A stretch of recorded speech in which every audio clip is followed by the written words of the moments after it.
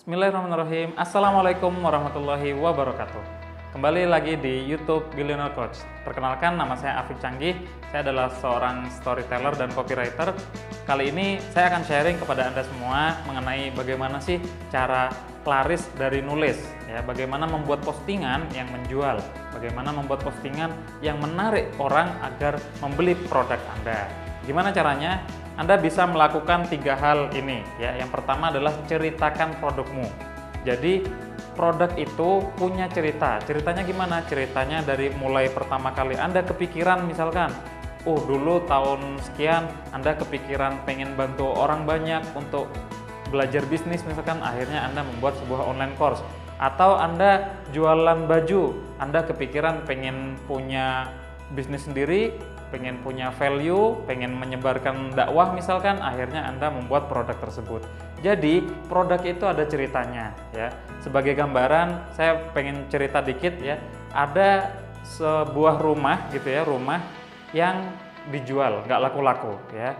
Tapi kemudian dikasih tahu, diinfokan kepada orang bahwa ceritanya rumah tersebut adalah peninggalan Bung Karno, ya. Rumah tersebut digunakan untuk membacakan kemerdekaan, misalkan.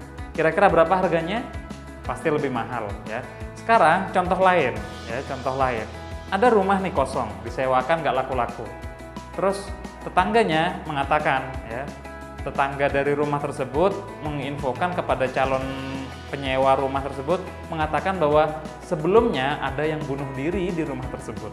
Kira-kira dengan harganya dijatuhin, ya, jatuhin dari setengahnya, Anda mau nyewa?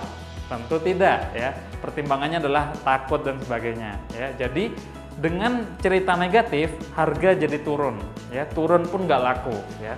Tapi dengan cerita positif, produk itu bisa lebih laris dan orang lebih tertarik dan siap membayar lebih mahal, ya.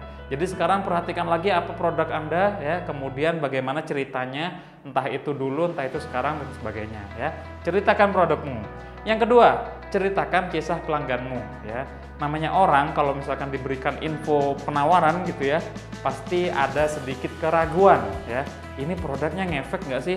Ini produknya bisa bermanfaat nggak sih? Maka kita membutuhkan kisah pelanggan kita, ya. Pelanggan kita nih yang udah beli nih, yang sebelumnya udah beli, itu diceritakan ke publik, ya. Kita nanya secara japri, secara WhatsApp, ya, chattingan, Mbak, gimana sih manfaatnya atau bagaimana dampaknya, before afternya gimana. Nah, before after biasanya kan berupa foto. Sekarang kita sampaikan berupa cerita. Berupa apa? Berupa cerita. Jadi dengan orang tahu, ya, dengan publik tahu bahwa produk kita bermanfaat untuk customer sebelumnya, maka keyakinannya semakin meningkat, keraguannya semakin berkurang, ya. Praktekin. Kemudian ada juga ceritakan kisahmu, ya. Jadi pengalaman kita pribadi, ya, bukan produk, bukan customer kita, tapi kita sendiri, ya. Misalkan kita itu nggak main-main soal bisnis, kita nggak punya prinsip anti hutang, misalkan. Maka kisah-kisah itu, ya, kisah-kisah itu kita angkat, ya, kita publish, kita ceritakan ke publik agar apa? Agar orang tuh mungkin beli produknya yang kayak gini sama, ya, tapi aku suka sama si penjualnya karena dia begitu menginspirasi, ya. Jadi seperti itu.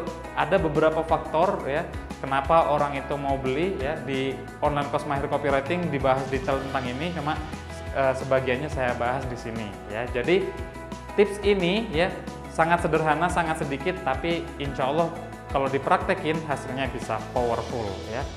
Jangan lupa praktek, ya, dan jangan lupa subscribe dan komen kalau misalkan ada yang mau ditanyakan, ya. Silahkan praktekin 3 hal ini, ya. Oke, mungkin itu aja dari saya. Mudah-mudahan bermanfaat. Assalamualaikum warahmatullahi wabarakatuh.